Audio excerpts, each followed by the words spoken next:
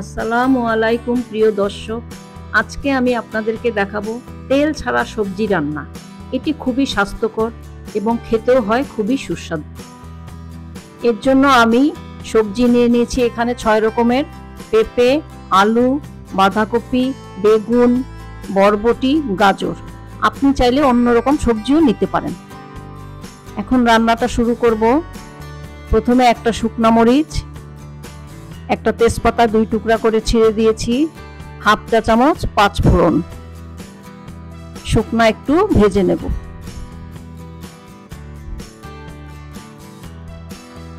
সুন্দর একটা গন্ধ ছড়িয়ে গেছে।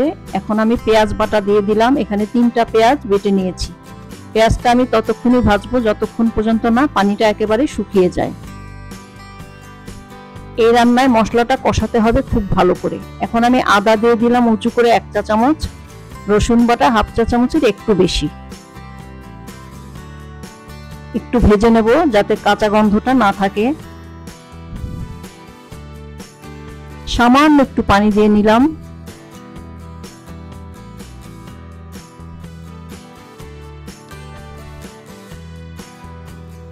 লাল মরিচের গুঁড়া হাফ চা চামচ, হলুদের গুঁড়া হাফ চা চামচ, ধনের গুঁড়া হাফ চা চামচ,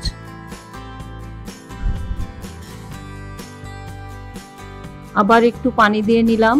এই রান্নায় বারবার একটু একটু করে পানি দিয়ে ভালো করে মশলাটা কষাতে হয়।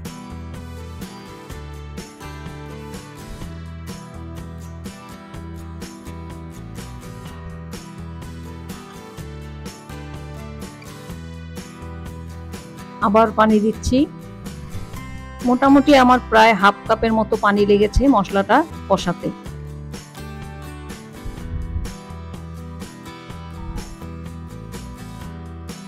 পরিমাণ মতো লবণ দিয়ে দিলাম।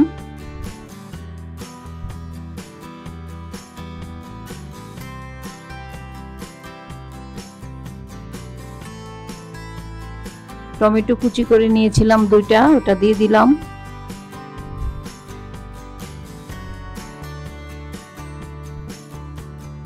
লাল মরিচ 3-4টা, 2টা ফেড়ে দিয়েছি আর বাকিগুলো আস্ত দিয়েছি।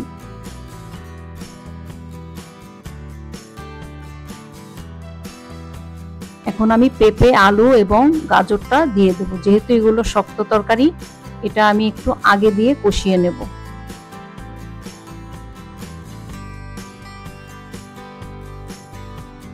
ভালো করে নেড়েচেড়ে মিশিয়ে নেব। সামান্য একটু পানি দিলাম।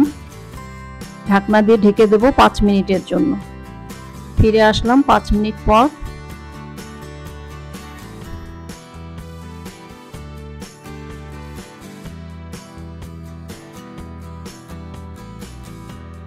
বাকি সবজিগুলো আমি এখন দিয়ে দেব।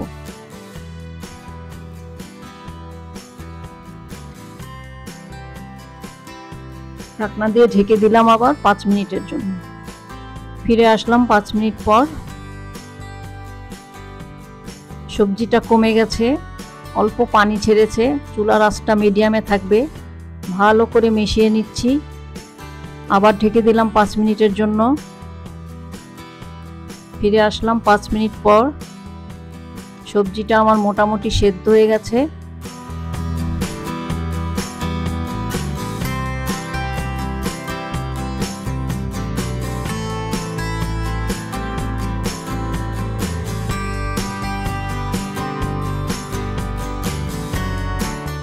অল্প পরিমাণ পোস্তদানা এবং সর্ষে বাটা দিয়ে দিলাম। 1 চা চামচ জিরার গুঁড়া। ভালোভাবে নেড়েচেড়ে মিশিয়ে নেব আবার। সবশেষে কুচানো ধনেপাতা।